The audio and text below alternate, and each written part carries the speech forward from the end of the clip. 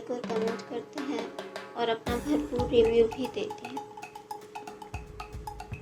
باہر نکلو سارے۔ خادم بلوچ التمش احمد شاہ لاؤنج میں کھڑا چیخ چیخ کر سب کو نیچے بلا رہا تھا۔ احمد شاہ کی آواز پر وہ ہڑبڑا کر اٹھا، ادھر ادھر دیکھا تو صابری اس کے برابر سو رہی تھی۔ کیا ہوا ہے؟ اٹھ کر التمش نے صابری کی طرف دیکھا جو دوائیوں کے زیر اثر ابھی بھی سو رہی تھی۔ شکر تھا احمد شاہ کی آواز سے ابھی بھی اس کی نیند نہیں کھلی، اسی لیے شکر کر کے اس کے ماتھے پر ہاتھ رکھ کر ٹمپریچر چیک کیا تو پتہ چلا رات کے مقابلے اب باڈی ٹمپریچر نارمل ہے۔ اسی لیے اس پر چادر برابر کرتا وہ خود سلیپر پہن کر تیزی سے بالوں میں ہاتھ مار کر درست کرتے ہوئے دوڑتا ہوا نیچے چلا آیا۔ آخر ایسا بھی کیا ہو گیا جو صبح صبح احمد شاہ اسے بلا رہا تھا؟ خادم بلوچ بھی التمش کے آتے ہی تھوڑی دیر بعد آ گیا۔ لاؤنج کا نظارہ دیکھ کر ان دونوں کو ہی حیرت ہوئی۔ گھر کی عورتیں بھی دھیرے دھیرے وہاں جمع ہونے لگیں۔ کیا ہوا ہے؟ صبح صبح ایسے کیوں بلا رہے ہو؟ خادم کو حیرت ہوئی۔ دو آدمی لاؤنج کے فرش پر بندھے پڑے تھے جن کی باڈی پر چوٹوں کے نشان واضح ظاہر ہو رہے تھے۔ ان دونوں کے ہاتھ اور پیروں کو باندھ رکھا تھا۔ وہ دونوں گھٹنوں کے بل بیٹھے اس وقت شدید تکلیف میں نظر آ رہے تھے۔ التمش کو کسی گڑبڑ کا احساس ہوا، تبھی زنیرہ بھی وہاں پر آ گئی، جس کا ساری رات سے رو رو کر برا حال تھا۔ آنکھیں بھی سوج چکی تھی۔ اس نے اپنی ماں کی طرف حیرت سے دیکھا تو دل یکدم بیٹھ سا گیا۔ کیا وہ اس کی وجہ سے رو رہی تھی یا پھر معاملہ کچھ اور تھا؟ نہیں، کل شام کو اپنی ماں کو نارمل چھوڑ کر آیا تھا، اس وقت وہ رو تو نہیں رہی تھی۔ پھر رات ایسا کیا ہوا؟ احمد کیا ہوا ہے؟ التمش نے سوال احمد سے کیا تھا مگر وہ دوڑتا ہوا اپنی ماں کے پاس پہنچا۔ کندھوں سے تھام کر زنیرہ کا رخ اپنی طرف موڑا۔ ماں کیا ہوا ہے؟ آپ نے یہ کیا حالت بنا رکھی ہے؟ اس کی بات پر زنیرہ کی آنکھوں سے دوبارہ آنسو بہنے لگے۔ زنیرہ کچھ نہیں بتائے گی، تم سب کچھ یہ دونوں سچ بتائیں گے۔ منہ کھولو اپنا۔ احمد گن نکال کر ان دونوں کے سروں کے پیچھے جا کھڑا ہوا۔ بولو ورنہ ابھی گولی سے اڑا دوں گا۔ احمد شاہ کا غصہ اس وقت ساتویں آسمان پر تھا۔ ان دونوں نے بولنا شروع کیا اور رات جو کچھ بھی ہوا خالد بلوچ نے جو کرنے کا بولا انہوں نے کر دیا۔ پھر اس کے بعد جو ہوا سارا معاملہ وہاں کھڑے لوگوں کے گوش گزار کر دیا، جس کو سننے کے بعد خادم بلوچ کا دل چاہا وہ اپنا سر دیوار میں دے مارے۔ کتنا سمجھایا تھا اسے کہ وہ ایسا نہ کرے، جذبات میں آ کر کوئی فیصلہ نہ کرے، لیکن وہ پھر پہنچ گیا۔ اور التمش نے جب یہ ساری بات سنی تو اس کا دل چاہا اسی وقت خالد یہاں موجود ہو اور وہ اسے زندہ زمین میں دفن کر دے۔ خالد ہے کہاں؟ خالد کہاں ہے؟ ہمیں نہیں پتا۔ خالد کہاں ہے؟ اب وہ احمد کی جانب متوجہ ہوا۔ مجھے بھی نہیں پتا وہ کہاں ہے۔ ڈیرے پر گیا ہوگا۔ التمش کے دماغ نے تیزی سے کام کیا۔ نہیں، وہ ڈیرے پر تو نہیں ہے، میں ابھی ڈیرے سے ہی آ رہا ہوں۔ خادم نے ان دونوں کی بات کا جواب دیا۔ آپ اپنے بھائی کو بچانے کی کوشش کر رہے ہیں؟ التمش تن فن کرتا ہوا اس کے پاس گیا۔ ارے نہیں، میں اسے بچانے کی کوشش نہیں کر رہا، بلکہ میں تو خود تم لوگوں کے ساتھ ہوں۔ زنیرہ کی آنکھوں میں خون اتر آیا۔ اس نے نفرت بھری نگاہ سے خادم کی طرف دیکھا۔ آپ اسے بچانے کی کوشش نہ ہی کریں تو زیادہ بہتر ہے۔ آپ کا بھائی آپ کی پیٹھ میں چھرا گھونپ رہا ہے۔ اس نے آپ کو مارنے کی پوری پلاننگ کر رکھی تھی۔ رات وہ مجھے بھی مارنے آیا تھا۔ اس کا کہنا ہے کہ اس نے پورا پلان خادم التمش اور مبشر کو مارنے کا کر لیا تھا۔ ان کو مارنے کے بعد یہ ساری جائیداد اس کی ہو جاتی اور اسے وارث پیدا کرنے کی بھی ضرورت نہیں پڑتی۔ زنیرہ کی بات پر خادم بلوچ کی آنکھیں پھیل گئیں، کان سائیں سائیں کرنے لگے۔ کیا اس کا بھائی اس کے خلاف سازش رچ رہا تھا؟ یہ تم کیسے کہہ سکتی ہو؟ میں جھوٹ نہیں بول رہی، رات وہ میری عزت لوٹ کر مجھے مارنے آیا تھا، کیونکہ التمش نے اس کی بیٹی سے شادی کر لی تھی اور اس کا سارا پلان خراب ہو گیا۔ احمد شاہ گہری نظروں سے زنیرہ کی طرف دیکھ رہا تھا۔ جیسا اس نے زنیرہ کو کرنے کے لیے بولا تھا وہ ویسا ہی کر رہی تھی، اور خادم بلوچ کا چہرہ شدید غصے میں سرخ ہو چکا تھا۔ اس نے کبھی نہیں سوچا تھا اس کا بھائی ڈبل کراس کرے گا۔ شدید غصے میں اس کا چہرہ سرخ ہو گیا۔ التمش نے فون نکال کر اپنے آدمی کو ملایا۔ کسے فون کر رہے ہو؟ اپنے آدمیوں کو فون کر رہا ہوں، وہ جلد از جلد خالد کو ڈھونڈے۔ مجھے اب وہ چاہیے۔ اب کوئی کیس نہیں ہوگا، سیدھا فیصلہ ہوگا۔ التمش کا غصہ ساتویں آسمان پر پہنچا ہوا تھا۔ اس نے سوچا بھی نہیں تھا خالد دوبارہ ایسی گری ہوئی حرکت کرے گا، وہ بھی اتنا سمجھانے کے باوجود۔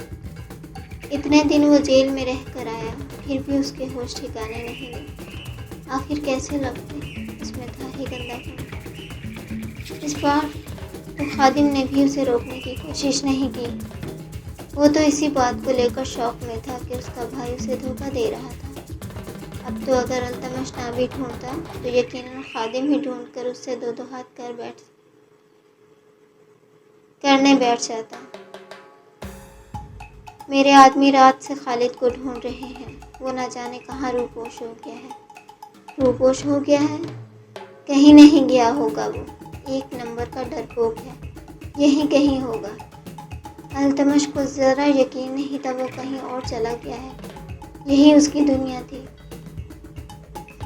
وہ لوگ اسی گاؤں پر زیادہ تر راج کرتے تھے۔ میں کوشش کر رہا ہوں۔ احمد کی بات پر اس نے نفی میں سر ہلایا۔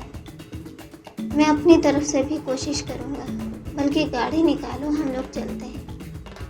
ٹھیک ہے زنیرہ، تم کمرے میں جاؤ، ہم لوگ یہ معاملہ دیکھ لیں گے۔ اور ہاں التمش، میرے ساتھ آؤ، تم سے بات کرنی ہے۔ التمش کو لے کر وہ باہر چلا آیا۔ صبح کے وقت ان سب کو بلانے کا مقصد یہی تھا، ان کے کانوں تک یہ بات پہنچا دی جائے اور ثبوت کے ساتھ انہیں بتا بھی دیا جائے کہ خالد نے دوبارہ وہی گھٹیا حرکت کرنے کی کوشش کی ہے جس سے اسے روکا گیا تھا، اور اس بار انجام جو بھی ہو بیچ میں بلوچ خاندان نہیں آ سکتا۔ عائشہ تو اپنا ماتھا پیٹ کر وہیں بیٹھ گئی۔ اب میں کہاں جاؤں؟ میں اپنے بچوں کے ساتھ اکیلی رہ جاؤں گی۔ وہ بیٹھ کر رونے لگی۔ اس کو روتا دیکھ کر زنیرہ نے برا سا منہ بنایا۔ اب اسے بلوچ خاندان کے لوگوں سے مزید نفرت ہو رہی تھی، اسی لیے وہ خوب سمجھ رہی تھی یہ سب اس کا ناٹک تھا۔ جبکہ حاجرہ نے زنیرہ کو دیکھ کر آنکھیں گھمائیں۔ یہ سب تو ناٹک ہے، مجھے نہیں لگتا دیور جی کا کوئی خاص قصور ہے۔ نہ یہ اتنی خوبصورت ہوتی اور نہ ہی ان کا ایمان ڈگمگاتا۔ کیا مطلب ہے خوبصورت ہونے سے ہر بندے کا ایمان ڈگمگا جاتا ہے؟ پھر تو تمہارے شوہر کا بھی ڈگمگا جاتا ہوگا۔ اس کی بات پر زنیرہ کے دماغ میں آگ لگ گئی، اسی لیے آگ بگولا ہوتی وہ حاجرہ کی طرف بڑھی۔ میرے شوہر کے بارے میں بات نہیں کرو۔ حاجرہ کو مرچی لگ گئی۔ پھر اپنا منہ بند رکھو۔ خادم بلوچ نے اس کے سر پر ہاتھ مارا۔ تمہاری زبان خاموش نہیں رہتی، کتنی بار سمجھایا ہے اپنا منہ بند کرو، غلط کو غلط کہنا سیکھو۔ سب کے سامنے اس نے اپنی بیوی کو لتاڑ کر رکھ دیا۔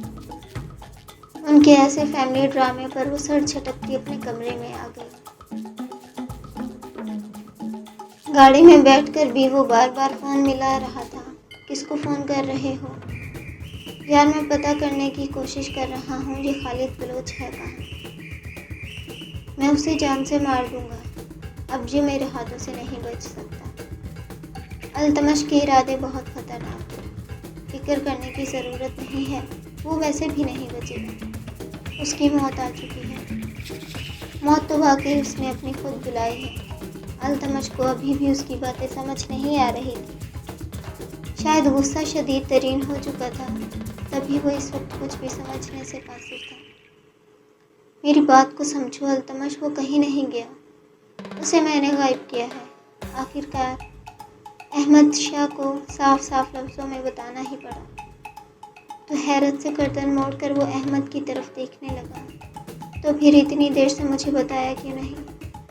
سب کے سامنے بتاتا تو خادم بلوچ اسے کچھ کرنے نہیں دیتا۔ میں نے تو رات ہی اسے غائب کروا دیا تھا۔ کب، کہاں، کیسے؟ ڈیرے سے کروایا تھا۔ لڑکی بن کے گیا اور اٹھا لایا۔ سیریسلی تم لڑکی بن کر گئے؟ ارے یار نہیں، ویسے نارمل حالت میں ہی گیا تھا۔ پھر اپنے آدمی کو بولا جاؤ جا کے خالد کو بولو ایک لڑکی آئی ہے، اسے سکون پہنچانے کے لیے۔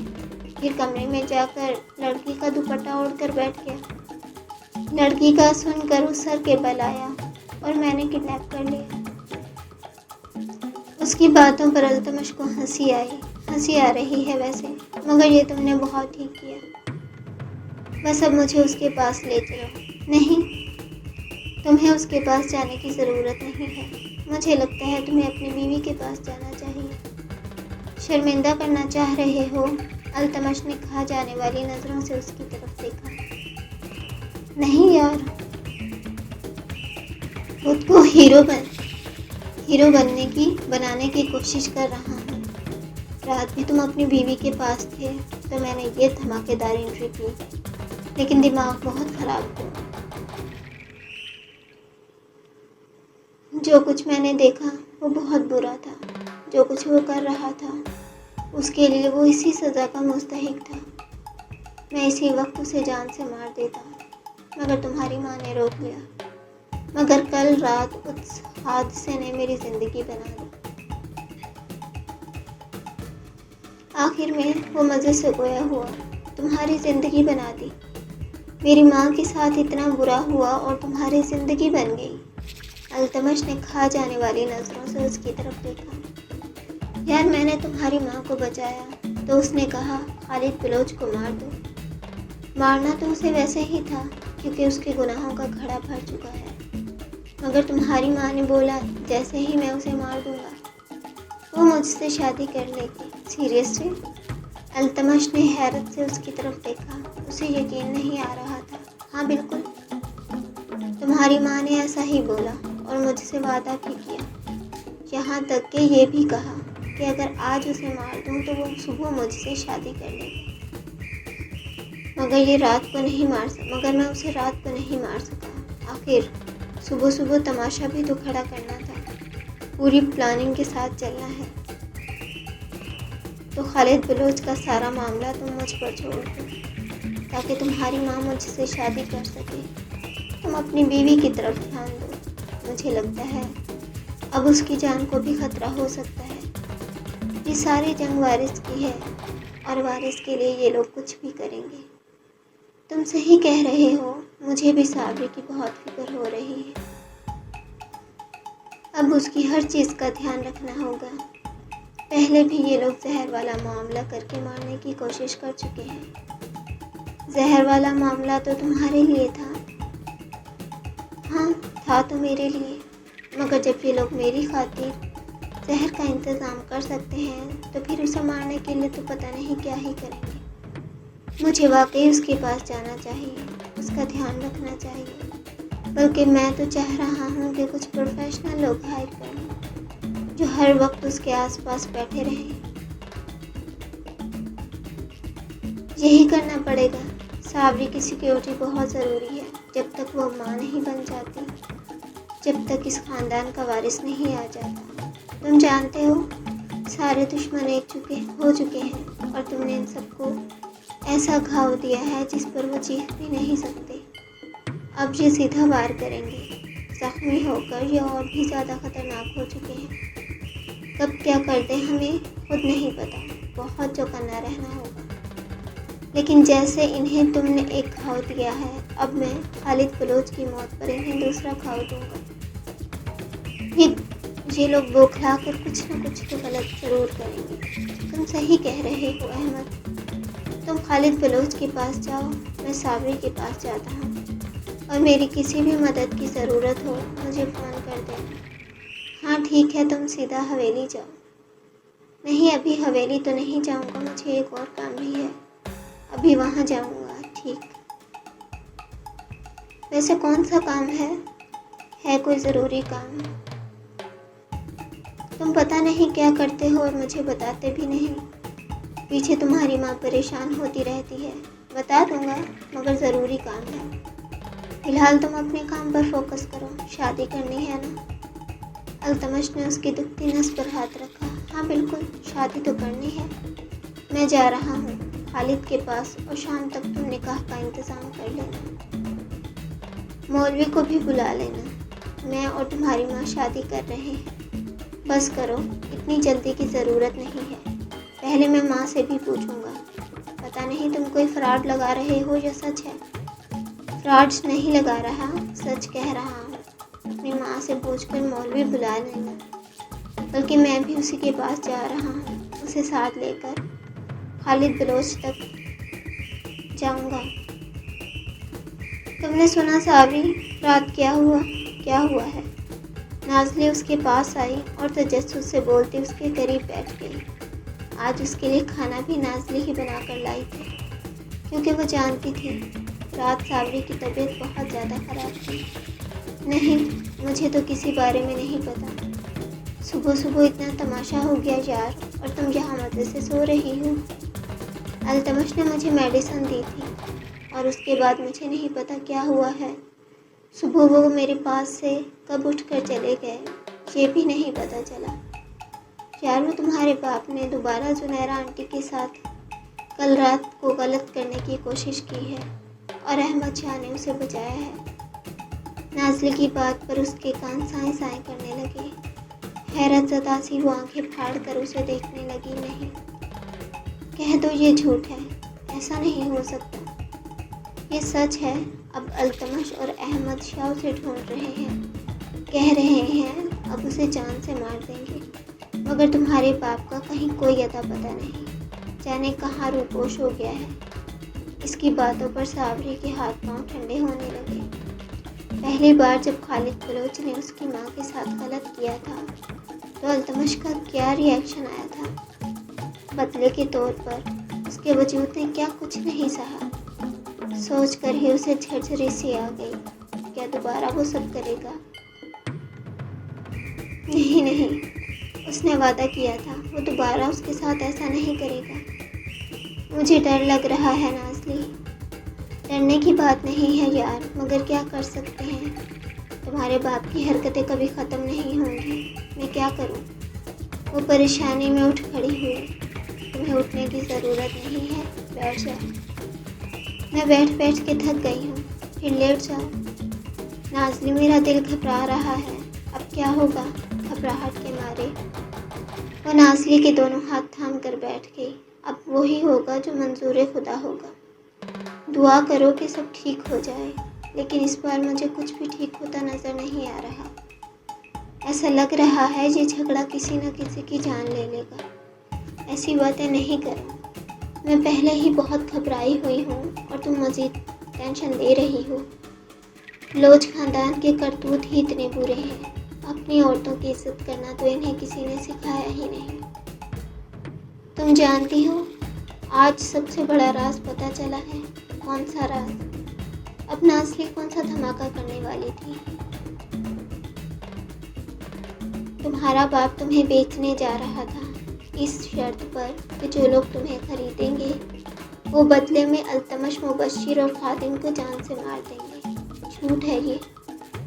صابری کو اپنی سماعت پر یقین نہیں آیا۔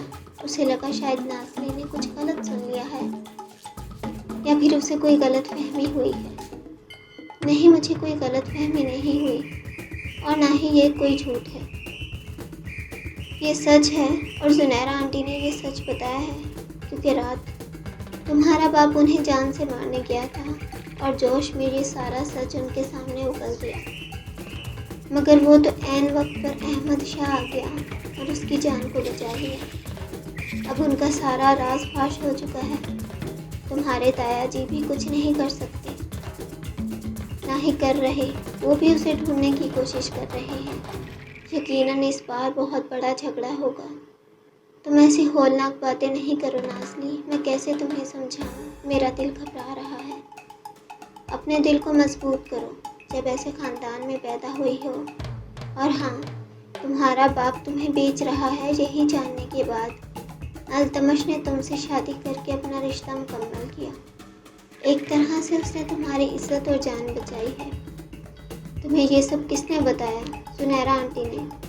اور جاننے کے بعد مجھے لگا تمہیں بھی یہ باتیں پتہ ہونی چاہیے۔ میرا کام تھا تمہیں ہر بات سے آگاہی دینا، پھر تم بعد میں یہ نہ کہتی رہو مجھے کچھ نہیں پتا، کیونکہ التمش تمہاری بہت کیئر کرتا ہے۔ وہ شاید تمہیں یہ سب کچھ نہ بتا پائے، مگر دھیان رکھنا تم التمش سے ہمیشہ وفادار رہنا، کیونکہ تمہارا باپ اور بلوچ خاندان اس کے ساتھ کتنا برا سلوک کر رہے ہیں یہ تم اپنی آنکھوں سے دیکھ رہی ہو۔ میں تمہاری اچھی قسمت کی دعا کرتی تھی، اور دیکھو آج یہ سچ جاننے کے بعد مجھے یقین ہو گیا۔ کچھ وقت اذیت کا گزارنے کے بعد خدا نے تمہاری قسمت میں ابدی خوشیاں لکھ دی ہیں۔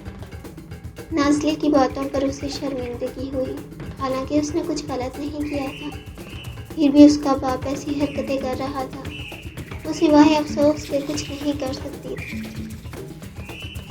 التمش، جیسے جیسے آپ کو جان رہی ہوں، ہر بار آپ سے دگنی محبت ہو رہی ہے۔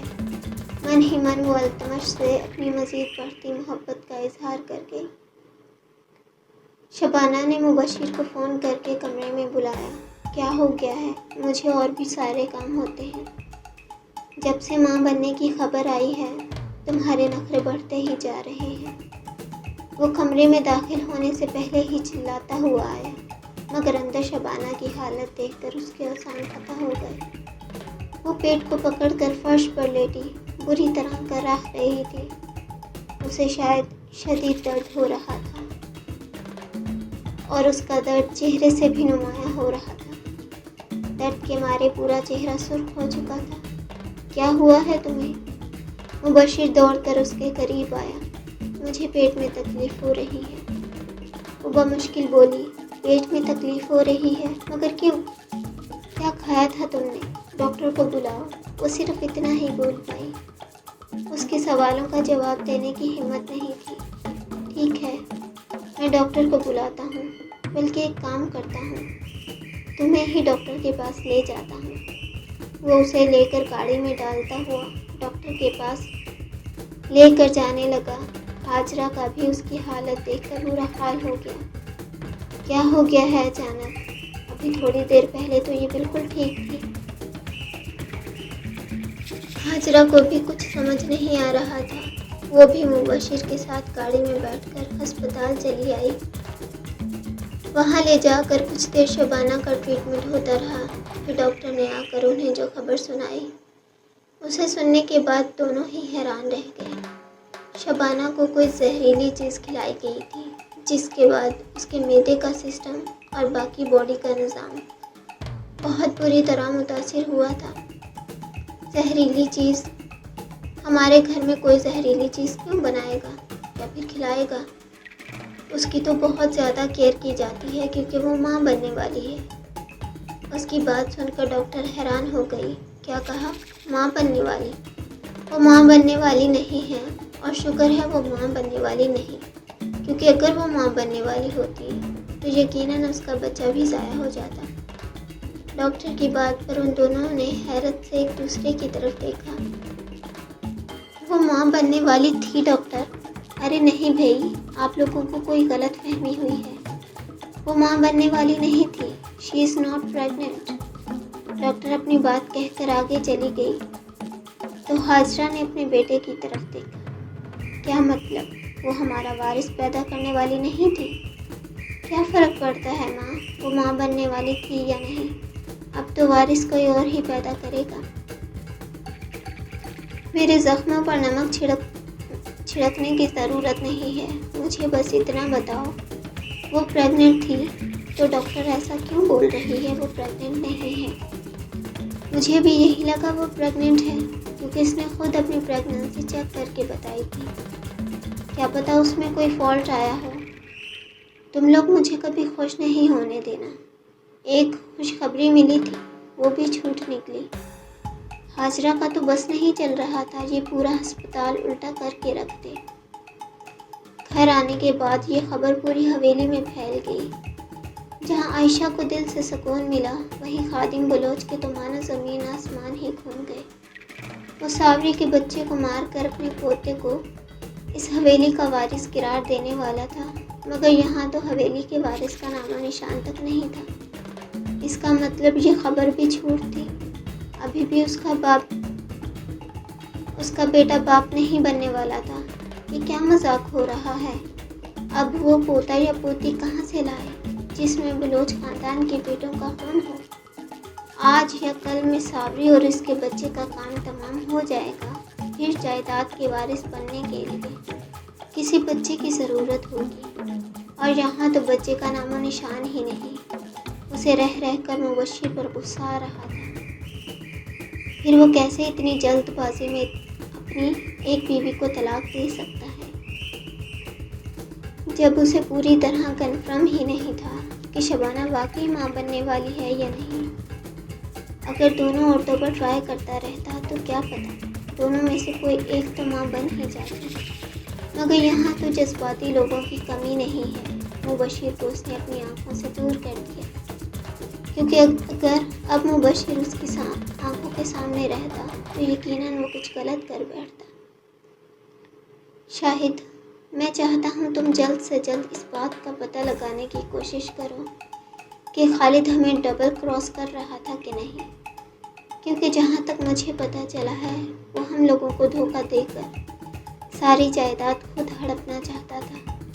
میں پھر بھی ان لوگوں کی باتوں کا یقین نہیں کرنا چاہتا، اسی لیے تم سے کہہ رہا ہوں شام تک مجھے اس معاملے کی پوری تفصیل پتہ کر کے بتاؤ۔ آخر وہ واقعی مجھے دھوکہ دے رہا تھا یا نہیں؟ اگر وہ مجھے دھوکہ دے رہا ہے تو میں اپنے بھائی کو جان سے مار دوں گا۔ ایسے غداروں کی میرے آس پاس کوئی جگہ نہیں۔ ٹھیک ہے، میں پتہ کر کے بتاتا ہوں۔ اچھا سنو، ایک اور مسئلہ ہے جس کا حل مجھے چاہیے۔ کون سا مسئلہ؟ کیا حل چاہیے؟ تمہارا سب سے بڑا مسئلہ حل کرنے کے لیے تو میں نے حویلی میں اپنا بندہ بھیج دیا ہے۔ صبح یا شام صابری کو مار دے گا، اس کے ساتھ بچہ بھی چلا جائے گا۔ پھر التمش نے جو چال چلی ہے وہ انہی کے اوپر الٹی پڑ جائے گی۔ نہیں، وہ بات نہیں ہے، اس کا قصہ تو تمام ہو جائے گا، یہ میں جانتا ہوں، لیکن میری بہو جو ماں بننے والی تھی وہ اصل میں ماں ہی نہیں بننے والی۔ اس کی پریگننسی فیک نکلی، اور مجھے سمجھ نہیں آ رہا میں وارث کہاں سے لے کر آؤں۔ یہ کیسے ہو سکتا ہے؟ تم نے تو کنفرم کیا تھا اور یہ بات پورے خاندان میں بھی پھیلا دی تھی کہ تمہارا وارث آنے والا ہے۔ ہاں، مگر اب میں کیا کر سکتا ہوں؟ میرا بیٹا ہی میری ناک ڈبونے میں لگا ہوا ہے۔ یہ تو واقعی پریشانی کی بات ہے۔ مجھے لگتا ہے اس معاملے کو جلد از جلد سلجھانا ہوگا۔ فی الحال تو میرے پاس کوئی سجھاؤ نہیں ہے، لیکن اگر کوئی مجھے حل ملتا ہے تو میں ضرور بتاؤں گا، مگر میں چاہتا ہوں تم خود بھی اس بارے میں سوچو، کیونکہ یہ تمہارے گھر کا اندرونی مسئلہ ہے۔ حقیقتاً شاہد کو یہ خبر سن کر بہت خوشی ہوئی تھی۔ اب اس کا کام اور بھی آسان ہو جائے گا، اسی لیے اگر کوئی حل اس کے دماغ میں آ بھی گیا تو بھی وہ خادم بلوچ کو تو بتانے سے رہا۔ تم ٹھیک کہہ رہے ہو، مجھے اس مسئلے کا حل خود ہی نکالنا ہوگا۔ ٹھیک ہے، تم خالد کے بارے میں ساری انفارمیشن نکال کر مجھے دو۔ اس کے علاوہ یہ بھی پتہ کرو وہ کہاں روپوش ہو گیا ہے۔ اگر وہ واقعی احمد التمش کے ڈر سے یا پھر اپنی سچائی کھل جانے کے ڈر سے بھاگ گیا ہے اور اندر ہی اندر کچھ بڑا پلان کر رہا ہے تو ہمارے لیے خطرناک ہو سکتا ہے۔ ٹھیک ہے یار، تم ٹینشن نہیں لو، شام تک تمہارے پاس ساری انفارمیشن پہنچ جائے گی۔ ہاں، میں یہی امید کرتا ہوں۔ شاہد کو کام پر لگا کر اب وہ خود کوئی حل سوچنے لگا۔ یہ تو مجھے کہاں لے کر آئے ہو؟ وہ احمد شاہ کے ساتھ آ تو گئی تھی، مگر وہ اسے ایک ویران کھنڈر کے اندر لے آیا تھا تو زنیرہ کو بھی ڈر لگ رہا تھا۔ فکر کرنے کی ضرورت نہیں ہے، مجھ پر بھروسہ رکھیں۔ بھروسہ تھا تبھی تو تمہارے ساتھ یہاں تک آئی۔ ہائے میں صدقے، وہ ایسی سچویشن میں بھی اپنی حرکتوں سے باز نہیں آیا۔ تو کھا جانے والی نظروں سے زنیرہ نے اس کی طرف دیکھا۔ میں مذاق کے موڈ میں نہیں ہوں۔ میں جانتا ہوں تم مذاق کے موڈ میں نہیں ہو۔ آؤ تمہیں تمہاری منزل تک پہنچا دیتا ہوں۔ اسے لیتا ہوا وہ ایک مخصوص کمرے میں آ گیا جس میں خالد بلوچ زمین پر لیٹا ہوا تھا۔ اس کے دونوں پاؤں رسی کی مدد سے باندھے گئے تھے اور ہاتھوں کو بھی باندھ کر منہ میں کپڑا بری طرح ٹھوس کر اسے زمین پر گرایا ہوا تھا۔ وہ خود کو آزاد کروانے کی بھرپور کوشش کر رہا تھا مگر آزاد نہیں کروا پا رہا تھا۔ اس کی حالت دیکھ کر زنیرہ کی آنکھوں میں سرخ رنگ اتر آیا۔ یہی تو وہ چاہتی تھی۔ اس کی یہ حالت اسے اپنی حالت یاد کروا گئی۔ رات وہ بھی تو اس کے ساتھ کچھ ایسا ہی کر رہا تھا۔ اسے بری طرح بے بس کر کے وہ اس کی حالت کا مزہ لے رہا تھا۔ نفرت کا ایک سمندر اس کی آنکھوں میں ٹھاٹھے مارنے لگا۔ میری آنکھوں کے سامنے اسے مار دو اسے۔ دونوں ہاتھ سے اس نے احمد شاہ کے بازو کو پکڑ کر جھنجھوڑ دیا۔ احمد شاہ جو خود ہی بھرا بیٹھا تھا وہ تو چاہتا تھا خالد بلوچ کا حشر نشر کر دے۔ اس نے ایک بڑی لوہے کی راڈ اٹھائی اور خالد بلوچ کے وجود پر گہری ضربیں لگانا شروع کر دی۔ وہ چیخنا چاہتا تھا مگر اس کی چیخیں حلق میں ہی کہیں دب رہی تھیں، لیکن چہرے سے تکلیف کے آثار نمایاں ہو رہے تھے۔ شدید زور لگانے کے باعث گردن کی نسیں ابھر کر باہر آ رہی تھیں جبکہ آنکھیں ابل کر باہر آنے کو ہو گئیں۔ اس کے چہرے سے ایسی تکلیف کے آثار نمایاں تھے جو بیاں کے باہر تھی۔ قریب ہی ایک ٹوٹی پھوٹی چیئر پر بیٹھ کر زنیرہ اس کی حالت کا لطف اٹھا رہی تھی۔ کتنی تمنا تھی کہ وہ اپنے دشمن کو ایسی حالت میں دیکھے، اور پھر ایک بھاری وار احمد شاہ نے اس کے ایسے مقام پر کیا جس کے بعد وہ بلبلا اٹھا۔ تمہارے نفس کو اب تسکین ہوگی۔ احمد شاہ نے دوسرا وار دوبارہ اس کے مخصوص حصے پر کیا۔ زنیرہ سکون سے بیٹھی اسے تڑپتے ہوئے دیکھ رہی تھی۔ اس کا تڑپتا وجود جیسے زنیرہ کی آنکھوں کو ٹھنڈک بخش رہا ہو۔ تکلیف کے مارے کان کی پپڑیاں تک سرخ ہو چکی تھیں۔ ایسے لگ رہا تھا کہ پورے وجود کا خون نچڑ کر چہرے میں آ چکا ہو۔ کچھ دیر اسے تڑپتے چھوڑ کر احمد شاہ اس سے دور ہوا۔ زنیرہ نے سرد نظروں سے اس کی طرف دیکھا۔ رک کیوں گئے؟ مارو، صبر رکھو، اسے 2 منٹ صبر کرنے کا بول کر وہ خالد بلوچ کو پرسکون ہونے کا موقع دینے لگا۔ جیسے ہی خالد بلوچ کی حالت کچھ بہتر ہوئی، احمد شاہ دوبارہ اس کے اسی مقام پر وار کرنا شروع ہو گیا۔ اس بار پے در پہ اس نے کئی وار کیے اور آ کر زنیرہ کے بغل میں کھڑا ہو گیا اور وہ وہاں تڑپتے ہوئے نہ جانے کیا کہنے کی کوشش کر رہا تھا۔ تم جانتی ہو اس مقام پر چوٹ لگنے سے کس قدر تکلیف ہوتی ہے۔ اگر اس مقام پر زیادہ چوٹ زور سے لگ جائے تو ایک مرد کی موت بھی ہو سکتی ہے۔ تو پھر اسے ایسے ہی مارو۔ وہ بات تو احمد شاہ سے کر رہی تھی مگر نظریں خالد بلوچ کے تڑپتے وجود پر ٹھہری ہوئی تھی۔ ایسے ہی مرے گا یہ۔ عورت کی عزت کے ساتھ کھیلنے والے کی موت ایسے ہی ہوگی۔ جیسے ہی وہ دوبارہ کچھ پرسکون ہونے لگا، احمد شاہ نے دوبارہ جا کر اپنا وہی عمل دہرایا اور پھر واپس آ کر زنیرہ کے قریب کھڑا ہو گیا۔ وہ تو پہلے ہی درد سے نہیں سنبھل پایا تھا، اب اس کے ساتھ دوبارہ ویسا ہی کیا گیا۔ خالد بلوچ کا وجود بے جان ہونے لگا۔ کیا یہ مر گیا ہے جو حرکت نہیں کر رہا؟ زنیرہ کو جیسے بے چینی ہونے لگی۔ وہ تڑپ کیوں نہیں رہا؟ احمد شاہ نے جا کر اس کا ہاتھ ہلایا، ہوٹ سے چہرے کو ادھر ادھر کر کے دیکھا تو اس کا وجود نیم بے جان ہو چکا تھا۔ نہیں، ابھی مرا نہیں ہے مگر مرنے والا ہے۔ دوبارہ شروع ہو جاؤ۔ وہ تو جیسے آج شفاف بن چکی تھی۔ ایسا لگ رہا تھا جیسے اس کا خون سفید ہو گیا ہے۔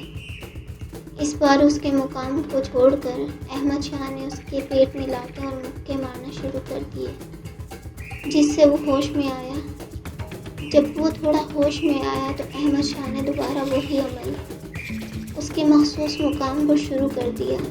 اس بار خالد بلوچ کو نابرداشت ہونے والی تکلیف ہوئی اور وہ بے جان وجود کے ساتھ تڑپتے ہوئے اس دنیا سے کوچ کر گیا۔ مر گیا کیا؟ صبر رکھو، چیک کرتا ہوں۔ کچھ دیر بعد وہ دوبارہ خالد بلوچ کے پاس گیا، اس کی گردن کو ہلا کر دیکھا، ہاتھوں کو ہلا کر دیکھا، مگر وہاں کوئی اثر نہیں تھا۔ پھر 2 انگلیوں کی مدد سے اس کی شہرک کو ہاتھ لگا کر محسوس کیا تو وہاں بھی کوئی حرکت محسوس نہیں ہوئی۔ پھر نبض چیک کی تو وہ بھی نہیں چل رہی تھی اور دل کی دھڑکن بھی بند تھی۔ مر گیا ہے؟ اس نے گہری نظروں سے زنیرہ کی طرف دیکھا، جس کے چہرے پر بلا اطمینان تھا۔ ٹھیک ہے۔ اس کے مردہ وجود کو وہی چھوڑ کر باہر جاتے ہوئے احمد کو بھی پکارا۔ چلو چلتے ہیں۔ رکو، مجھے تھوڑا کام کرنا ہے، اس کے بعد چلتے ہیں۔ تم جا کر گاڑی میں بیٹھو، میں بس 2 منٹ میں آیا۔ اسبات میں سر ہلا کر وہ احمد کو وہیں چھوڑ کر گاڑی میں آ بیٹھی اور کچھ ہی دیر بعد وہ بھی اس کے ساتھ آ بیٹھا۔ اب سکون ہے؟ ہاں، وہ باہر دیکھ رہی تھی، آنکھوں میں آنسو جھلملا رہے تھے۔ فکر مت کرو، ایسے انسان کا یہی انجام ہونا چاہیے تھا۔ تمہیں دکھی ہونے کی ضرورت نہیں ہے۔ میں دکھی نہیں ہوں، میں آج پرسکون ہوں، مگر دکھی بھی ہوں۔ مجھے کسی نے انصاف نہیں دیا۔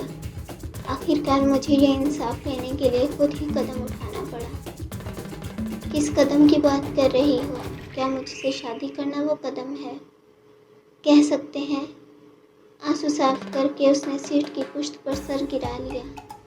دیکھو، تم نے جو بھی قدم اٹھایا ہے، جلد بازی میں ہی صحیح، تم نے جو بھی فیصلہ کیا ہے، میں وعدہ کرتا ہوں تم کبھی نہیں پچھتاؤ گی۔ اس نے گاڑی چلاتے ہوئے زنیرہ کے ہاتھ کو اپنے ہاتھوں میں لیا، مگر وہ بنا کوئی ری ایکٹ کے اسی حالت میں بیٹھی رہی۔ احمد شاہ جانتا تھا فی الحال اس کا وجود کسی بھی جذبات سے عاری ہے۔ اسے سکون کی ضرورت ہے تو اسے پرسکون ہونے کا موقع دیا جائے۔ تمہیں اپنا وعدہ یاد ہے؟ حویلی کے قریب پہنچنے پر وہ دوبارہ مخاطب ہوا۔ کیسا وعدہ؟ اب وہ اٹھ کر اس کی طرف دیکھنے لگی۔ ایسا نہ کرو، اگر ایسا کیا تو میں بہت برا پیش آؤں گا۔ زنیرہ، وہ آپ سے تم تک کا سفر طے کر چکا تھا۔ ایک گہری سانس لے کر وہ گاڑی سے نیچے اترنے لگی تو احمد شاہ نے دوبارہ اس کے ہاتھ کو پکڑ کر اپنی طرف کھینچا۔ اب ہمارے ایک ہونے کا وقت آ گیا ہے، تم اپنی بات سے مکر نہیں سکتی۔ میں التمش کو کہہ کر مولوی کو بلواتا ہوں۔ تم نے التمش کو بتا دیا؟ ہاں بالکل بتا دیا، اور وہ خوش بھی ہے۔ اس کے بعد پھر زنیرہ نے اپنا ہاتھ اس کے ہاتھوں سے چھڑوایا اور گاڑی کا دروازہ کھول کر حویلی کے اندر داخل ہو گئی۔ احمد شاہ نے التمش کو فون کیا۔ ایک کام کرو، جلد از جلد حویلی پہنچو، تماشے کا وقت آ گیا ہے۔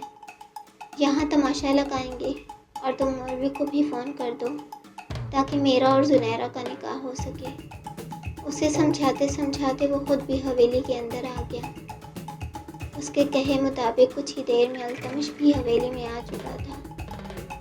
دونوں نے ایک دوسرے کی طرف دیکھا اور خادم بلوچ کے آنے کا انتظار کرنے لگے۔ لاؤنج میں وہ کسی جلے پیر کی بلی کی طرح کبھی ادھر تو کبھی ادھر گھوم رہے تھے۔ آنے جانے والے نوکروں کو بھی ڈانٹ رہے تھے۔ حاجرہ اور عائشہ دونوں کو کھا جانے والی نظروں سے بھی دیکھ رہے تھے۔ آخر یہ دونوں کیا کرنا چاہتے ہیں؟ التمش کے غصے سے تو وہ سبھی لوگ واقف تھے، آج تو احمد شاہ بھی ان کی طرف غصیلی نظروں سے دیکھ رہا تھا۔ تم دونوں کی شوہر کہاں ہے؟ احمد شاہ دہاڑا تو عائشہ اپنے کمرے میں چلی گئی، جبکہ حاجرہ وہ خاموشی سے انہیں دیکھ کر آنکھیں گھمانے لگی۔ ہمیں کیا پتہ، جا کر خود ہی ڈھونڈ لو۔ یہ ایٹیٹیوڈ دکھانے کی ضرورت نہیں ہے، جاؤ اور جا کر اپنے شوہر کو فون کرو۔ التمش کے ایک دہاڑ پر اس نے خادم بلوچ کو فون کر دیا، جسے سن کر کچھ ہی دیر میں خادم بلوچ ان دونوں کے سامنے موجود تھا۔ چاچا جی، میری ایک بات دھیان سے سنیے، آپ کا بھائی اگر نہیں ملا تو میں سمجھوں گا آپ نے اسے غائب کروایا ہے۔ آپ سیدھا سیدھا ہم سے بغاوت کر رہے ہیں۔ ارے بیٹا، میں تمہیں کیسے سمجھاؤں؟ میں نہیں جانتا وہ کہاں پر ہے، آپ ہی جانتے ہیں وہ کہاں پر ہے۔ آپ نے ہی اسے چھپایا ہے۔ آپ ہمیشہ ہی اپنے بھائی کو پروٹیکٹ کرتے ہیں۔ دیکھو، میں جانتا ہوں معاملہ تمہاری ماں کا ہے، اسی لیے تم بہت غصے میں ہو، لیکن اس طرح مجھ پر الزام نہیں لگا سکتے کہ میں نے اسے غائب کروایا ہے۔ میں بھی تم لوگوں کے ساتھ ہوں، میں بھی خالد کو ڈھونڈنے کی کوشش کر رہا ہوں۔ ہمیں یہ جرم مت دیں کہ آپ ہمارے ساتھ ہیں۔ آپ ہمارے ساتھ ہوتے تو اپنے بھائی کی کرتوتوں پر پہلے ہی لگام لگاتے۔ پہلے جب اس نے میری ماں کے ساتھ غلط کیا تبھی آپ ان کو سزا دلوا دیتے اور ہمارے ساتھ انصاف کرتے۔ اس لیے اب ہمیں مکھن لگانے کی ضرورت نہیں ہے، ہمیں بس اپنے بھائی کا پتہ بتائیں، انصاف ہم خود کر لیں گے۔ دیکھو، وہ غصے میں تھا۔ خادم نے معاملہ سنبھالنے کی کوشش کی۔ تو کیا میری ماں کی عزت لوٹ لے گا؟ اسے پہلے بھی اس بات کو لے کر جیل پہنچایا تھا، لیکن آپ ہمارے اپنے ہیں، ہم اس گھر میں ایک ساتھ رہ رہے ہیں۔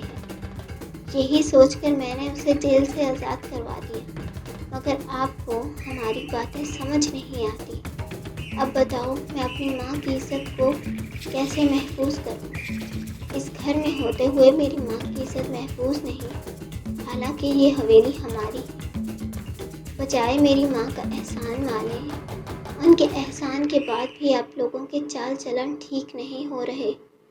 التمش اس کے سر پر کھڑا ہو کر چیخ رہا تھا اور خادم بلوچ کے پاس اس کی باتوں کا کوئی جواب نہیں تھا۔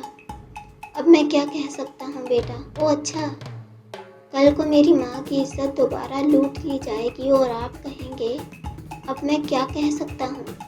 مجھے اپنی ماں کے لیے کچھ کرنا ہوگا۔ میں اپنی ماں کا احمد شاہ سے نکاح کرنے جا رہا ہوں۔ اس کی بات پر حیرت سے خادم نے التمش کی طرف دیکھا۔ یہ تم کیا کہہ رہے ہو؟ ہاجرہ بھی اپنا سینہ پیٹنے لگی۔ ہائے ہائے، اب اس عمر میں یہ شادیاں کرتی پھرے گی؟ تم اپنی ماں کی شادی کرواؤ گے؟ ہمارے خاندان میں تو ایسا کبھی سال ہا سال نہ ہوا، بلکہ کئی پیڑھیوں میں ایسا نہیں ہوا، اور تم اپنی ماں کا نکاح کروانے جا رہے ہو؟ کئی پیڑھیوں میں کسی عورت کی عزت پر بار بھی نہیں کیا گیا۔ آپ کے دیور نے میری ماں کی عزت پر کتنی بار حملہ کرنے کی کوشش کی ہے، تب تو آپ نے یہ سینہ پیٹ کر ہائے ہائے نہیں کی تھی، اور اب آپ کے منہ سے ہائے ہائے نکل رہی ہے۔ مجھے میری ماں کی عزت کو محفوظ کرنے کے لیے جو کرنا پڑا میں کروں گا۔ خادم بلوچ کچھ پل کے لیے اس کی بات سن کر سوچ میں پڑا رہا۔ اچانک اس کے دماغ میں ایک جھماکا ہوا۔ ہاں ٹھیک ہے، تم صحیح کہہ رہے ہو، تمہیں اپنی ماں کو کسی محفوظ ہاتھوں میں دے دینا چاہیے۔ ارے کیسی باتیں کر رہے ہیں آپ؟ وہ آپ کے بھائی کی بیوی ہے۔ ہاجرہ خادم کے سر پر جا کھڑی ہوئی۔ کل تک تو آپ کو یاد نہیں تھا وہ آپ کے بھائی کی بیوی ہے؟ التمش دوبارہ درمیان میں کود پڑا۔ تم چپ رہو، تم ابھی بچے ہو۔ ارے میں کہہ رہا ہوں ہاجرہ، تم خاموش رہو۔ ہر جگہ اپنی زبان چلانا ضروری ہے۔ تمہارے پاس دماغ ہوتا نہیں ہے اور تم بڑبڑ کرنا شروع کر دیتی ہو۔ خادم بلوچ نے دوبارہ اسے سب کے سامنے جھاڑ کر رکھ دیا۔ آج کل تو جیسے اس کی قسمت ہی بری چل رہی تھی۔ خادم کا جب جہاں دل چاہتا اسے جھاڑ کر رکھ دیتا اور وہ اپنا سا منہ لے کر ایک طرف بیٹھ جاتی۔ میں نے مولوی کو بلا لیا ہے، میں اپنی ماں کا نکاح کرنے جا رہا ہوں، جس کو شامل ہونا ہو آ جائے۔ ارے ہم شامل نہیں ہوں گے اس نکاح میں، یہ ہمارے خاندان کی ریت نہیں ہے، لیکن یہ ہمارے اسلام کی ریت ہے۔ اسلام ایک عورت کو دوسرے نکاح کی اجازت دیتا ہے۔ نازلی اور صابری دونوں کمرے میں ہی بیٹھی ہوئی تھی جب التمش کمرے میں آیا۔ تم دونوں تیار ہو جاؤ، میں احمد شاہ اور اپنی ماں کا نکاح کروانے جا رہا ہوں۔ اس نے آتے ہی جیسے ان دونوں کے سر پر دھماکہ کیا ہو۔ دونوں نے حیرت سے اس کی طرف دیکھا۔ دونوں کو ہی اپنی سماعت پر یقین نہیں آیا۔ وہ کیا کہہ رہا ہے؟ کہیں انہوں نے یہ غلط تو نہیں سن لیا؟ نازلی نے صابری کی طرف اور صابری نے نازلی کی طرف حیرت سے دیکھا اور ایک دوسرے کو یقین دہانی کروانے کی کوشش کی۔ کیا تم نے وہی سنا جو میں نے سنا؟ مجھے بھی وہی سن رہا ہے جو تم نے کہا، جو تم نے سنا ہے۔ دونوں نے ایک دوسرے کی طرف دیکھ کر اس بات میں گردن ہلائی۔ ان کی حالت پر التمش نے افسوس سے سر ہلایا۔ میں احمد اور اپنی ماں کا نکاح کروانے جا رہا ہوں، تم دونوں تیار ہو جاؤ۔ اس نے اپنی بات کو دہرایا۔ ہاں ٹھیک ہے۔ نازلی اپنے کمرے میں آ گئی۔ اسے تو ابھی تک اپنے کانوں پر یقین نہیں ہو رہا تھا۔ صابری اس کے قریب آئی۔ آپ یہ سب غصے میں کر رہے ہیں، تمہیں ایسا کیوں لگا؟ التمش نے اسے گھور کر دیکھا۔ میرے ابو نے یہ سب کیا، مجھے معاف کر دو۔ وہ اس کے قریب آ کر معافی مانگ رہی تھی، اس گناہ کی جو اس نے کیا ہی نہیں تھا۔ ہاتھ پاؤں کانپ رہے تھے۔ التمش نے افسوس سے اس کی طرف دیکھا اور آگے بڑھ کر نرمی سے اسے اپنے وجود میں چھپا لیا۔ تمہیں ڈرنے کی ضرورت نہیں ہے، میں کچھ بھی نہیں کروں گا، بس جاؤ اور جا کر تیار ہو جاؤ۔ تھوڑا کم ہی تیار ہونا، ورنہ میری شدتیں نہیں سہ پاؤ گی۔ صبح ہی بیماری سے اٹھی ہو، پھر بیمار ہو جاؤ گی۔ آپ مجھ سے ناراض نہیں ہیں؟ التمش کے گرد اپنی نازک بازوؤں کا حصار بنائے ٹھوڑی کو اس کے سینے پر رکھ کر وہ اس کی آنکھوں میں ناراضگی کے عنصر دیکھنے کی کوشش کر رہی تھی۔ جب تم نے کوئی غلطی ہی نہیں کی تو تم سے ناراض کیوں ہو جاؤں؟ التمش نے انگلی سے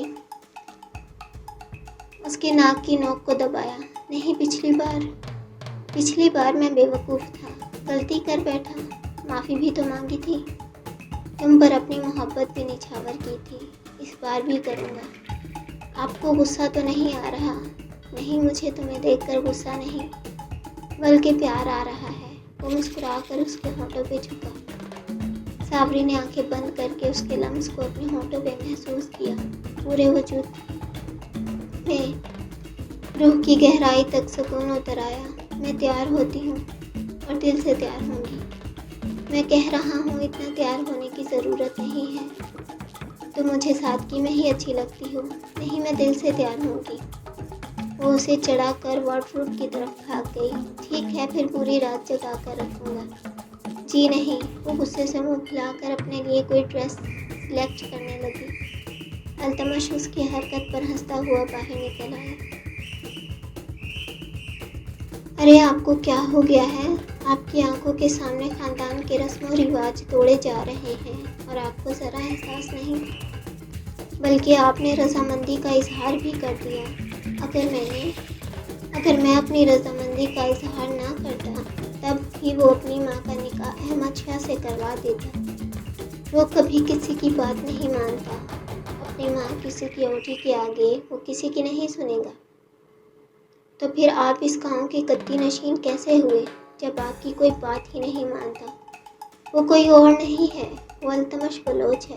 یہ پوری جائیداد اس کی ہے اور اب تو وہ وارث بھی پیدا کرنے والا ہے۔ ہمارے ہاتھ کچھ بھی نہیں ہے۔ ٹھیک ہے، مان لیا اس وقت ہمارے ہاتھ کچھ نہیں ہے، لیکن اس کا مطلب کیا؟ مطلب نہیں، وہ اپنی ماں کا نکاح کسی سے بھی کر دے گا۔ وہ بلوچ خاندان کی بہو ہے، آپ کے بھائی کی بیوہ ہے۔ آپ کو ذرا احساس نہیں؟ ہاجرہ کا تو جیسے دماغ ہی گھوما ہوا تھا۔ وہ بھلا یہ کیسے برداشت کر سکتی تھی کہ سنیرا اپنی زندگی میں آگے بڑھ جائے؟ اچھا ہے وہ آگے بڑھ رہی ہے، اس کا نکاح کسی اور سے ہو جائے گا تو power of attorney direct Altamash کے پاس آ جائے گی، اور التمش کے پاس پاور آف اٹرنی آنے کے بعد ہم کچھ ایسا کریں گے کہ یہ ساری جائیداد ہماری ہو جائے گی۔ کسی اور سے نکاح کرنے کے بعد سنیرا کا اس بلوچ خاندان پر یا اس کی جائیداد پر کوئی حق نہیں رہے گا۔ تم بات کو سمجھ کیوں نہیں رہی بے وقوف عورت؟ میں بھی کسے سمجھا رہا ہوں؟ خادم بلوچ اسے वहीं धक्का देकर फेंकता हुआ बाहर निकल आया। उसे कहीं और भी जाना था, बल्कि खादिम बलोच की आखिरी बात पर हाजरा का दिमाग रोशन हो गया।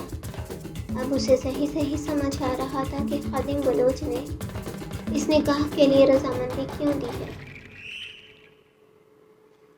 अदनान, नाज़ली, सावरी, अल्तमश इन दोनों के निकाह में शामिल हो गए थे। इसके अलावा निकाह ख्वाह और 2 वकील भी आए हुए थे, जिनमें से एक अल्तमश का दोस्त था और दूसरे से अहमद के काफ़ी अच्छे मुरासिम थे। कुछ ही देर में उन दोनों का निकाह करवा दिया गया। अहमद शाह को तो यकीन ही नहीं आ रहा था। उसका ख्वाब सच हो गया है। वो जुनैरा का महरम बन गया है। जुनैरा उसकी बीवी बन गई है। निकाह की दुआ के बाद सावरी और नाज़ली जुनैरा के पास चली आई। आज पहली बार जुनैरा तैयार हुई थी, जिसे देखकर नाज़ली और वो दोनों ही हैरान रह गई। वो कहीं से भी अल्तमश की मां नहीं लग रही थी। वो इतनी प्यारी कैसे लग रही थी? नाज़ली और उसने हैरत से एक दूसरे की तरफ देखा। दोनों चहकती हुई आकर उसके दाएं बाएं बैठ गई। आप इतनी प्यारी लग रही हैं, आपकी नज़र उतारनी पड़ेगी। अच्छा। उन दोनों की बात पर वो खुलकर मुस्कुराई। ये साड़ी आपको अहमद अंकल ने दी है, मतलब अहमद अब्बू ने। सावरी को शरारतें सोच रही थी। हाँ, इन्हीं ने ला कर दी है। मैंने तो कोई इंतज़ाम नहीं किया था, पता नहीं उसने कैसे कर लिया। अब वो अहमद शाह की बेताबियों के बारे में से थोड़ी बता सकती थी। इसने तो ना जाने कब से तैयारियां पकड़ कर रखी हुई थी। ओ वाह, अहमद अंकल इतने रोमांटिक निकलेंगे, मुझे नहीं मालूम था। इतनी जल्दी इन्होंने इतनी खूबसूरत साड़ी भी पसंद कर ली। सुर्ख रंग की कांतार साड़ी पहने वो इस वक्त बहुत प्यारी लग रही थी। उसके नाजुक दूधिया वजूद पर ये साड़ी बहुत जच रही थी। ऊपर से उनके खूबसूरत नैन नकुश, भर भरे होंठ, बड़ी बड़ी आंखें, खड़ी नाक। नाज़ली, एक काम करो ना, वो वहाँ से काजल उठा के ले आओ, इन्हें काला टीका लगाते हैं। वैसे हम जानते हैं हमारी नज़र नहीं लगेगी, लेकिन अहमद अंकल मतलब अब्बू की नज़र आपको लग जाएगी। सावरी खिलखिला कर हंसी। उसकी बात पर नाज़ली और जुनैरा की भी हंसी छूट गई। अब उसकी नज़र मुझे नहीं लगेगी। अगर उसने मुझे नज़र लगाने की कोशिश की तो मैं उसकी पकड़ के फेंटी लगा दूँगी। जुनैरा की बात पर वो दोनों हैरान रह गई। नहीं नहीं, आप हमारे नए नए पापा को नहीं मार सकती, वो बहुत मासूम है। नाज़ली ने भी उनकी गुफ्तगू में हिस्सा लिया। अब जबकि जुनैरा ने उसे बेटी बना लिया था तो वो उसे अम्मी ही कहने लगी थी। अच्छा, एक बात बताएं, आप दोनों एक दूसरे को पहले से जानते हैं? नाज़ली ने उन दोनों को कई बार एक दूसरे के साथ देखा था। हाँ, वो अल्तमश के अब्बू के दोस्त थे, तो हमारे घर उनका आना जाना लगा रहता था। मतलब आप लोगों की लव मैरिज है। सावरी तो इश्तियाक से उसे देख रही थी। तुम दोनों मुझसे मार खाओगी। न जाने क्यों जुनैरा को शर्म आ रही थी। आप शर्मा रही हैं। नाज़ली ने उसके झुके सर को देखा। मैं क्यों शर्माने लगी? उसने खुद को कंपोज करके सीरियस जाहिर करने की कोशिश की। नहीं नहीं, आप शर्मा रही हैं। वो उसे मज़ीद तंग करना शुरू हो चुके थे। तुम दोनों चली जाओ यहाँ से, वरना दोनों के कान खींचूंगी। हम तो नहीं जाएंगे, वो मज़ीद फैलने लगी। चलो उठो दोनों, माँ को अहमद के कमरे में छोड़ कर आओ। ओहो, चलें उठें, आपकी रुखसती का वक्त हो गया है। दोनों ने जुनैरा को बाजुओं से पकड़ कर उठाया। अल्तमश, ये सब क्या है? उसने मदद तलब नज़रों से उसकी तरफ देखा। माँ, वो कदम कदम चलता उसके करीब आया। आपको नई ज़िंदगी शुरू करने के लिए ढेरों ढेर दुआएं। अल्तमश ने आगे बढ़कर उसे अपने गले से लगा लिया। सावरी और नाज़ली कुछ दूर हुई। अब से आपकी ज़िंदगी में सिर्फ खुशियाँ होंगी, ये मेरा वादा है। उम्मीद है आप अपनी ज़िंदगी को भरपूर अंदाज में जिएंगी। किस्मत सबको दूसरा मौका नहीं देती। आपको दिया है तो इसका भरपूर फ़ायदा उठाना। पर अल्तमश, सुनहरा अभी भी कंफ्यूज थी। हर चीज़ को पीछे छोड़ दें, बस अपनी ज़िंदगी को देखें और अब आप जाएं, वो आपका इंतज़ार कर रहे होंगे। अल्तमश की आंखों में नमी आ गई। आज पहली बार बलोच खानदान में ये मौजज़ा हुआ था।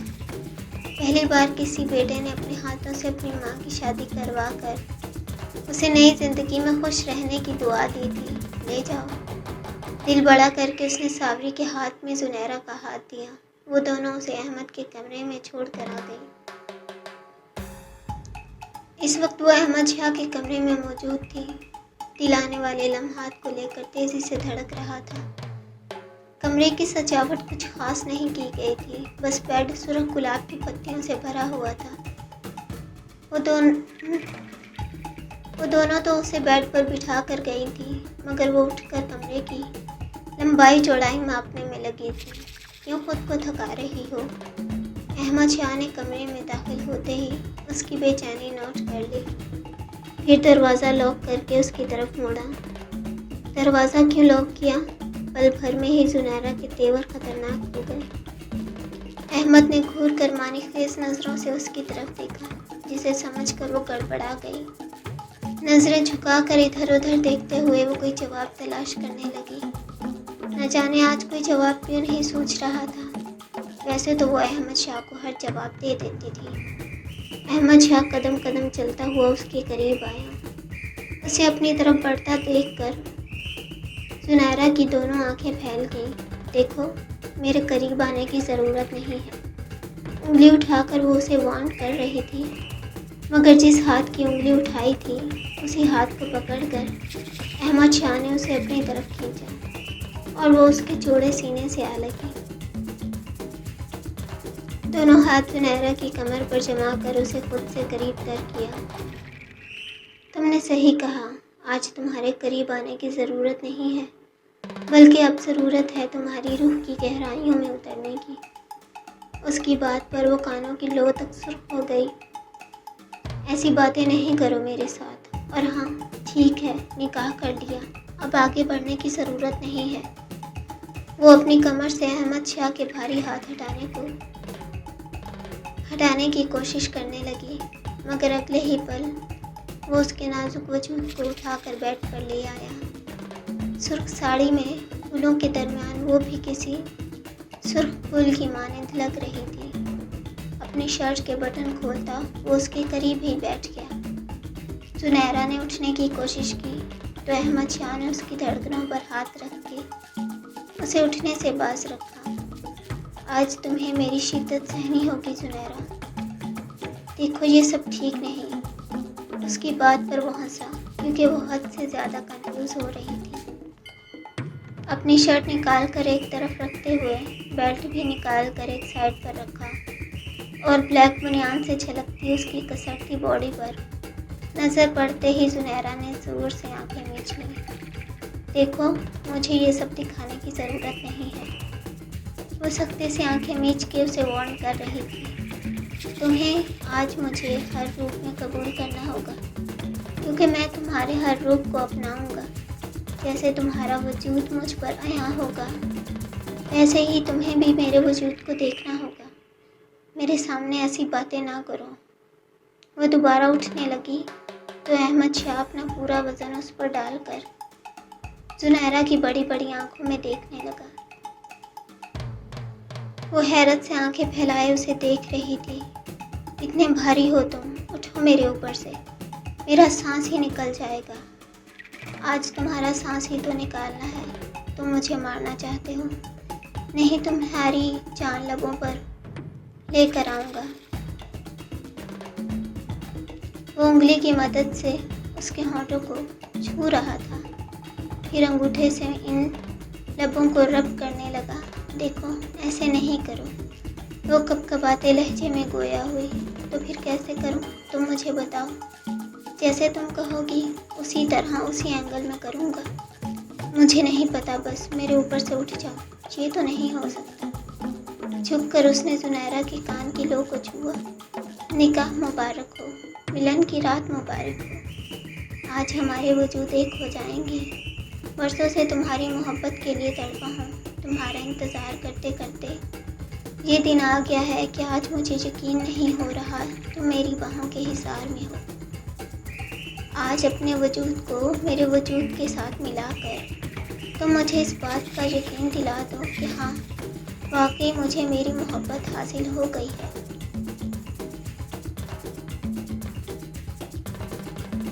اس کی بات پر زنیرہ نے سختی سے آنکھیں میچ لیں۔ دیکھو، تمہیں نہیں لگتا تمہیں مجھے مہلت دینی چاہیے؟ اس نے ایک آخری بار التجا کی۔ نہیں، مجھے نہیں لگتا۔ مجھے لگتا ہے آج ہمارے رشتے کو مکمل ہو جانا چاہیے۔ پہلے ہی بہت دیر ہو گئی ہے۔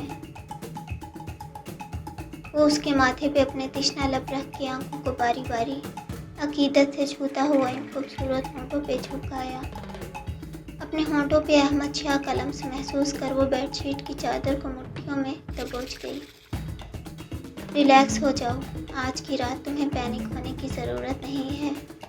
ہمارے پاس پوری رات ہے۔ میں نے کہا تھا پلک بھی جھپکنے نہیں دوں گا۔ اور دیکھنا، آج کی رات میری شدت تمہیں ساری رات جگا کر رکھے گی۔ پلک جھپکنے کا بھی موقع نہیں ملے گا۔ اس کے ہونٹوں کی نرمائی کو اپنے اندر اتارتا ہوا وہ دھیرے سے پیچھے ہوا اور ساڑی کے پلو کو اس کے وجود سے ہٹا کر بھرپور دھڑکنوں پر اپنے ہاتھ جماتا ہوا اس کی سراہی دار گردن کو چھونے لگا۔ دھڑکنوں پر اس کے کھردرے ہاتھ یوں ہی رقص کرتے ہوئے کمر کے پیچھے جا کر اس کے بلاؤز کی ہک کو کھول گئے۔ بھرپور دھڑکنیں جیسے ہی آزاد ہو کر اس کے سامنے عیاں ہوئیں، احمد شاہ مسکرا اٹھا اور اپنا سر اس کے دھڑکنوں میں چھپا کر وہاں اپنی شدتیں لٹانے لگا۔ زنیرہ کے جذبات برداشت سے باہر ہو رہے تھے اور احمد شاہ اس کے وجود کو دھیرے دھیرے اپنا بنا رہا تھا۔ دیکھو، میں جانتی ہوں تمہیں مجھ پر پورا حق ہے، لیکن مجھے نہیں لگتا میں سب کے لیے تیار ہوں۔ زنیرہ ایک بار پھر بولنے لگی۔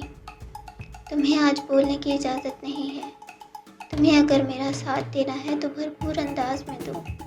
احمد شاہ کی سرگوشی اس کی کانوں تک آئی اور وہ اس کی دھڑکنوں پر مسلسل اپنے ہونٹوں سے شدت نچھاور کرتا ہوا اسے سسکنے پر مجبور کر گیا اور دھیرے دھیرے ہاتھ اس کے باقی وجود کو بھی ہر پردے سے آزاد کر چکے تھے۔ اس کے سامنے مکمل طور پر عیاں ہو کر زنیرہ کا دل چاہا وہ کہیں غائب ہو جائے۔ احمد شاہ واقعی میں اس کے وجود تک رسائی حاصل کر لے گا، یہ اس نے کب سوچا تھا؟ اس کے وجود پر رقص کرتی گرم گرم سانسیں زنیرہ کو بحال کر رہی تھیں۔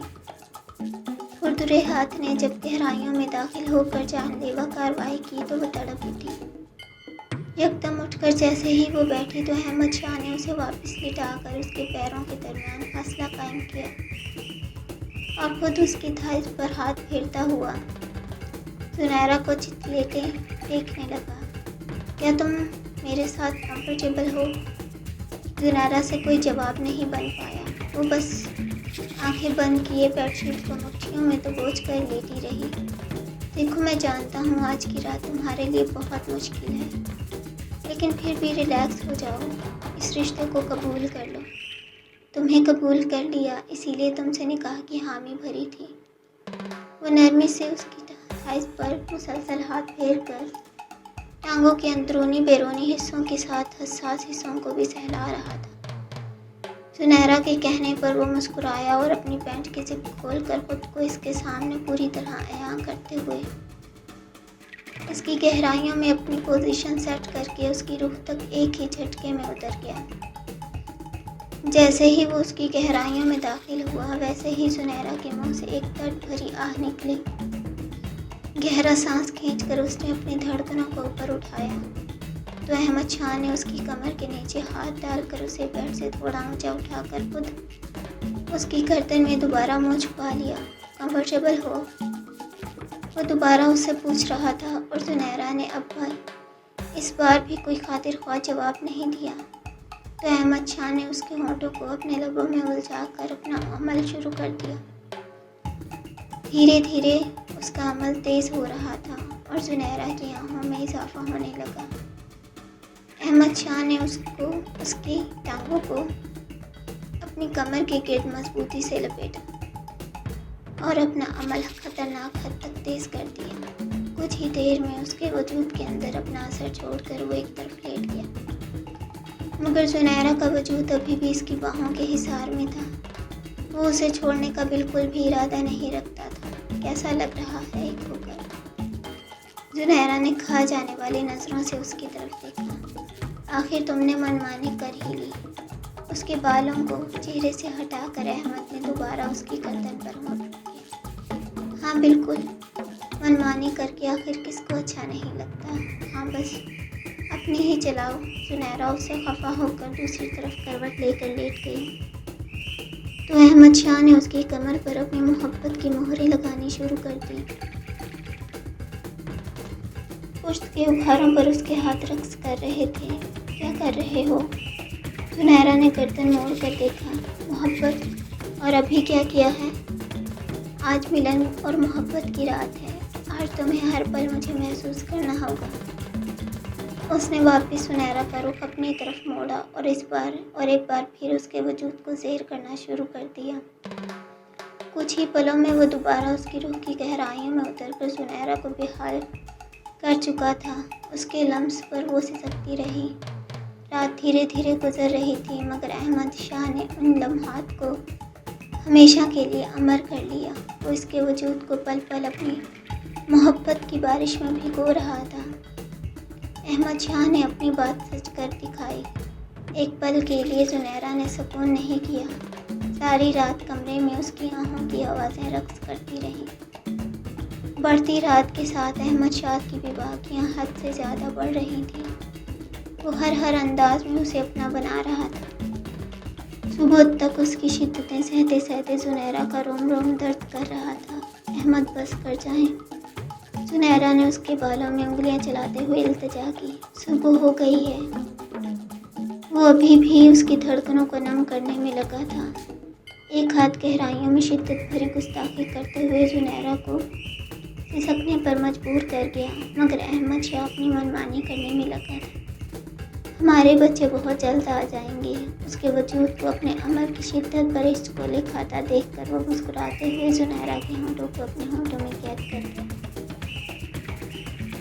जुनैरा ने नफ़ी में सिर हिलाया और अहमद शाह उसके वजूद में अपना असर छोड़कर उसके वजूद को बाहों में कैद करके तकिए पर सर रख कर लेट गया। I love you Junaira. Ahmad Shah की सरगोशी पर वो खामोश लेटी रही।